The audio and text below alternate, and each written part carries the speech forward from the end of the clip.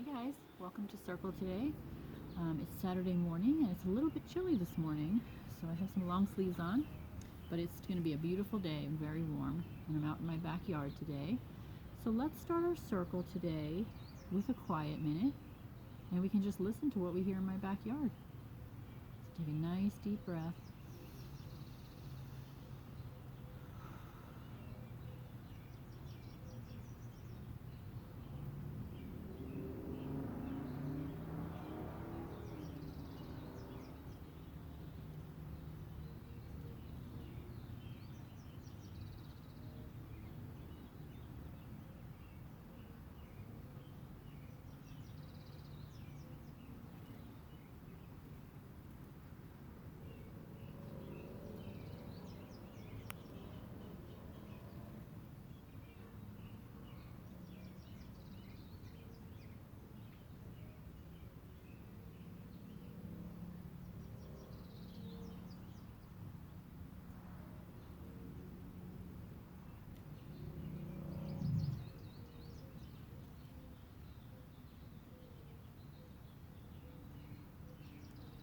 Great, thank you. I don't know if you can pick up, but there's lots of noises this morning. I'm hearing birds singing. I even heard birds flying past me. I heard a fly right past my face while we were sitting quietly. So it's really nice to have a quiet minute outside because there's lots of things that you can hear. So today I'm going to read my favorite Dr. Seuss book, The Lorax. How many people have this one at home? Yeah, it's a good one. The Lorax by Dr. Seuss. And this one, Dr. Seuss is the author. He wrote the words and he's the illustrator. He drew the pictures.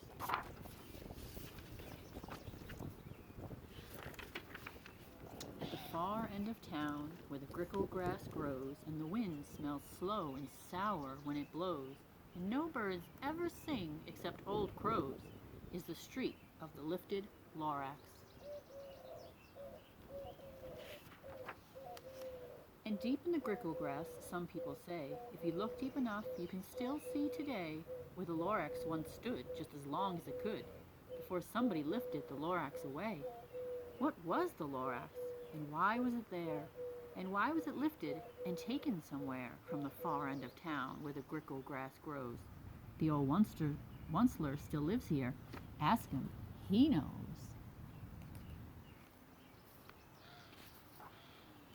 You won't see the Onceler, don't knock at his door. He stays in his lurkum on top of his store. He lurks in his lurkum, cold under the roof, where he makes his own clothes out of mufford moof. And on special dank midnights in August he peeks out of the shutters, and sometimes he speaks and tells how the Lorax was lifted away. He'll tell you, perhaps, if you're willing to pay.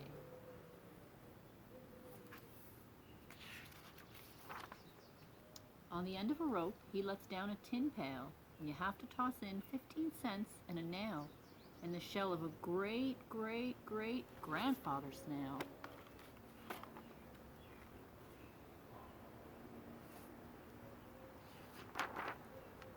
Then he pulls up the pail, makes a most careful count to see if you've paid him the proper amount. Then he hides what you paid him away in his snub, his secret strange hole in his grovelous glove. Then he grunts, I will call you by whisper-mophone, for the secrets I tell are for your ears alone.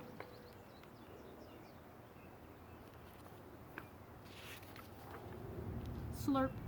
Down slurps the whisper-mophone to your ear, and the old Onceler's whispers are not very clear, since they have to come down through a snurgly hose, and he sounds as if he's had smallish bees up his nose. Now I'll tell you, he says, with his teeth sounding gray, how the Lorax got lifted and taken away. It all started way back, such a long time back. Way back in the days when the grass was still green, and the pond was still wet, and the clouds were still clean, and the song of the Swami Swan rang out in space. One morning I came to this glorious place, and I first saw the trees, the truffula trees, the bright-colored tufts of the truffula trees, mile after mile in the fresh morning breeze. Look at all those beautiful trees. And under the trees I saw brown barbaloots frisking about in their barbaloot suits as they played in the shade and ate truffula fruits. From the rippleless pond came the comfortable sound of the humming fish humming while splashing around.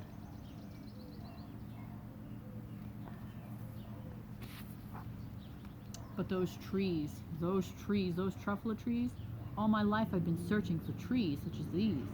The touch of their tufts was much softer than silk, and they had the sweet smell of fresh butterfly milk. I felt a great leaping of joy in my heart. I knew just what I'd do. I unloaded my cart.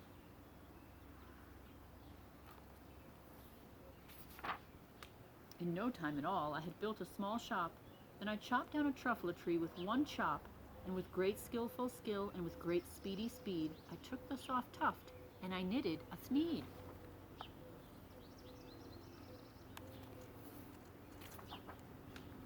The instant I finished, I heard a gazump. I looked, I saw something pop out of the stump of the tree I'd chopped down. It was sort of a man. Describe him? That's hard, I don't know if I can. He was shortish and oldish and brownish and mossy, and he spoke with a voice that was sharpish and bossy.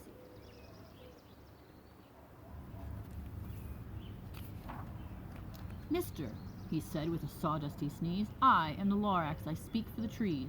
I speak for the trees have no tongues, and I'm asking you, sir, at the top of my lungs.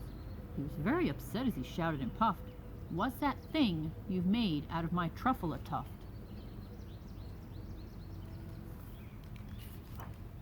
Look, Lorax, I said, there's no cause for alarm. I chopped just one tree. I'm doing no harm. I'm being quite useful. This thing is a thneed. A thneed's a fine something that all people need. It's a shirt, it's a sock, it's a glove, it's a hat. But it has other uses, yes, far beyond that. You can use it for carpets, for pillows, for sheets, or curtains or covers for bicycle seats. The Lorax said, Sir, you're crazy with greed. There's no one on earth who would buy that fool thneed. But the very next minute I proved he was wrong, for just at that minute a chap came along, and he thought that the thneed I had knitted was great. He happily bought it for $3.98. I laughed at the Lorax, you poor stupid guy. You never can tell what some people will buy.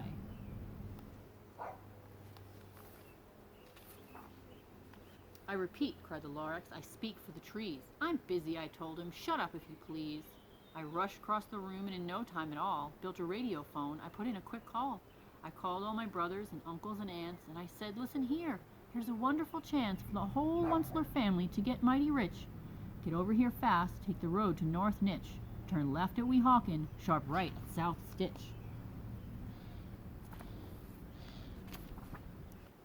And in no time at all, in the factory I built, the whole Onceler family was working full tilt. We were all knitting thneeds, just as busy as bees, to the sound of the chopping of truffula trees.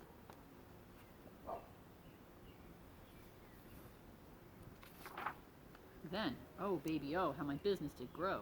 Now chopping one tree at a time was too slow, so I quickly invented my super axe hacker, which whacked off 4 truffula trees at one smacker.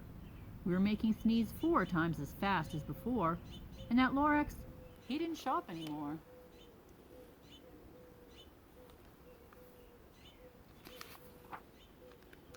But the next week he knocked on my new office door. He snapped, I am the Lorax who speaks for the trees, which you seem to be chopping as fast as you please. But I'm also in charge of the brown barbaloots, who played in the shade in their barbaloot suits, and happily lived eating truffula fruits. Now, thanks to your hacking my trees to the ground, there's not enough truffula fruit to go around, and my poor barbaloots are all getting the crummies, because they have gas and no food in their tummies.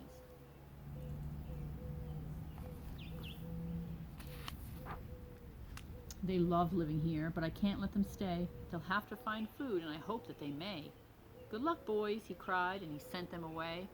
I, the Onceler, felt sad as I watched them all go. But business is business, and business must grow, regardless of crummies and tummies, you know.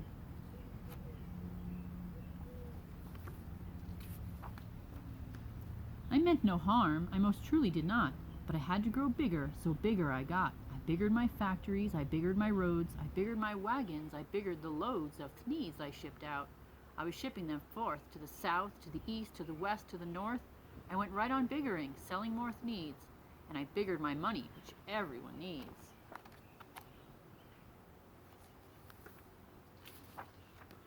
Then again, he came back. I was fixing some pipes when that old nuisance Lorax came back with more gripes. I am the Lorax, he coughed and he whiffed, he sneezed and he snuffled, he snargled, he sniffed. Onceler, he cried with a cruffless croak, Onceler, you're making such smogulous smoke. My poor swami swans, well, they can't sing a note. No one can sing who has smog in his throat.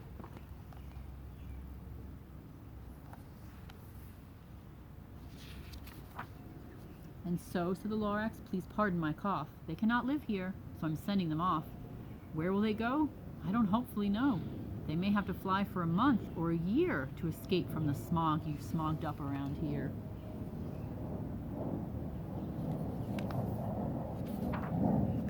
What's more, snapped the Lorax, his dander was up. Let me say a few words about gluppity glup. Your machinery chugs on day and night without stop, making gluppity glup, also schloppity schlop. And what do you do with this leftover goo? I'll show you, dirty old Onceler man, you.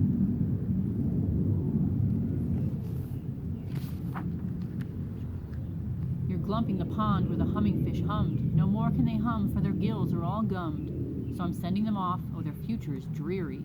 They'll walk on their fins and get woefully weary in search of some water that isn't so smeary. Boy, that water looks gross. And then I got mad. I got terribly mad. I yelled at the Lorax. Now listen here, Dad. All you do is yap yap and say bad, bad, bad. Well, I have my rights, sir, and I'm telling you, I intend to go on doing just what I do.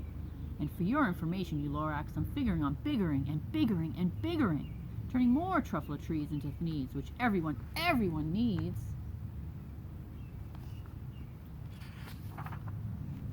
And at that very moment, we heard a loud whack. From outside in the fields came a sickening smack of an axe on a tree. Then we heard the tree fall, the very last truffula tree of them all.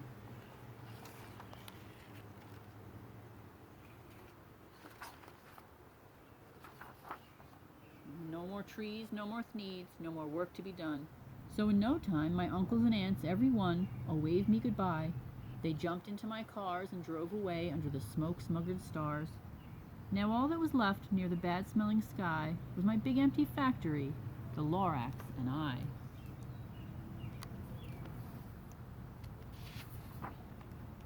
The Lorax said nothing, just gave me a glance, just gave me a very sad, sad backward glance as he lifted himself by the seat of his pants, and I'll never forget the grim look on his face when he hoisted himself and took leave of this place, through a hole in the smog without leaving a trace. All the way up here.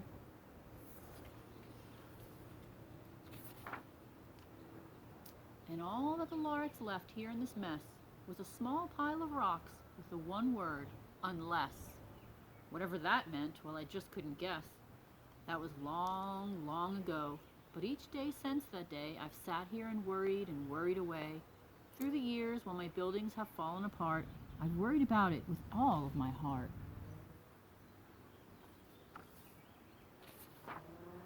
But now, says the Onceler, now that you're here, the word of the Lorax seems perfectly clear.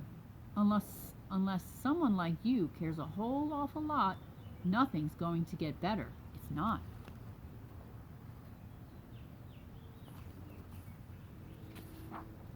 So, catch, calls the Onceler. He lets something fall. It's a truffula seed. It's the last one of all. You're in charge of the last of the truffula seeds. And truffula trees are what everyone needs. Plant a new truffula, treat it with care, give it clean water, and feed it fresh air. Grow a forest, protect it from axes that hack. Then the Lorax and all of his friends may come back.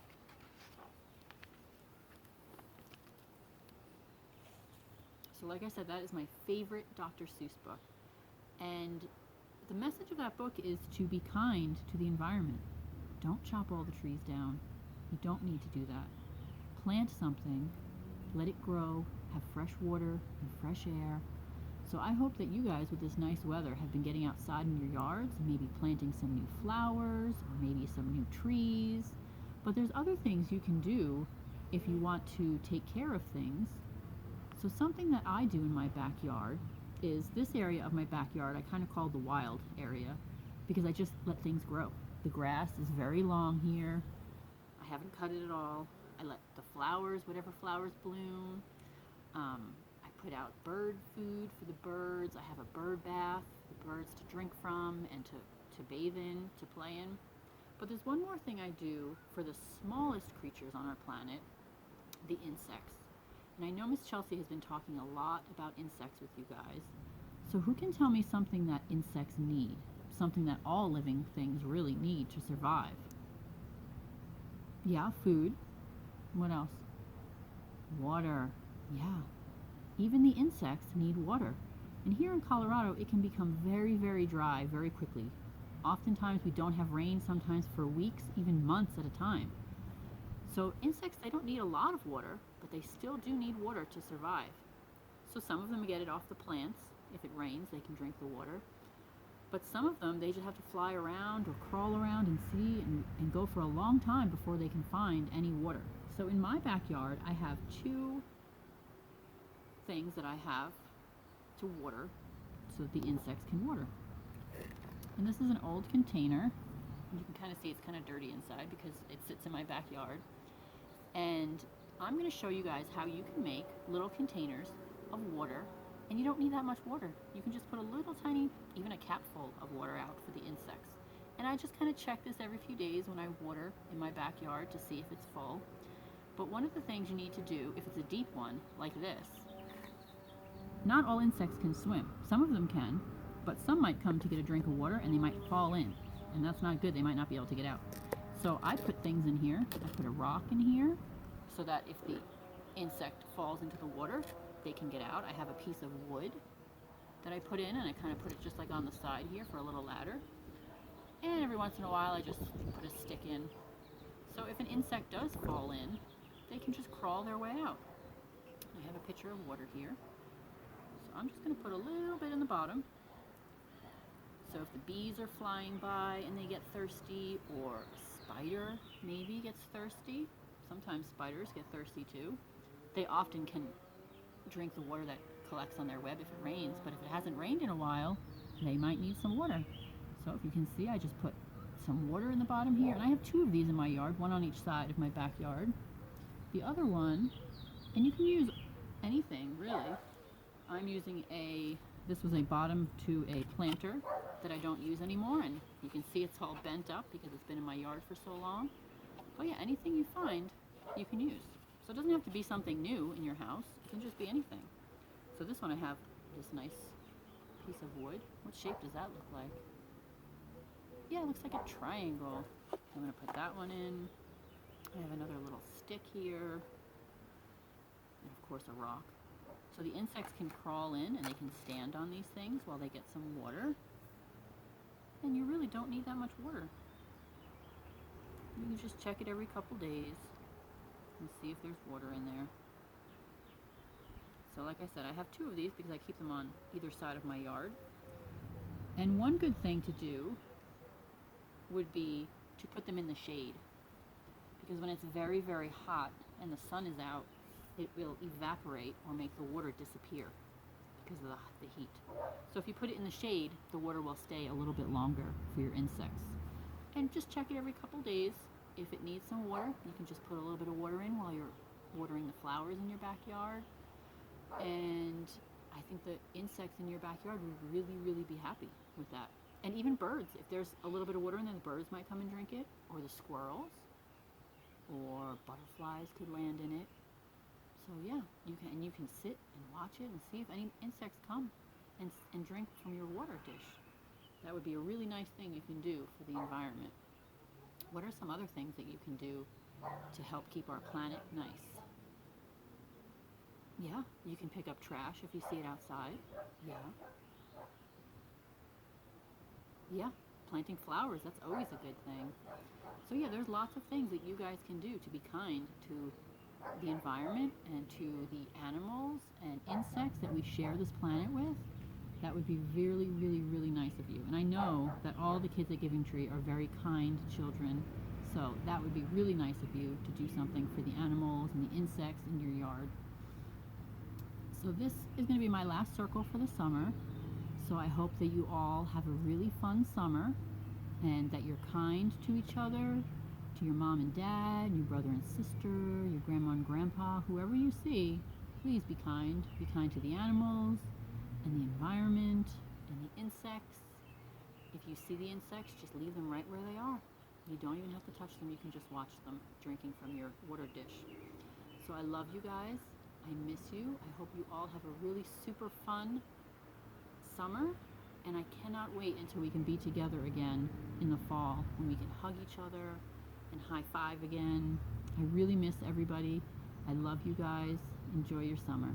Bye.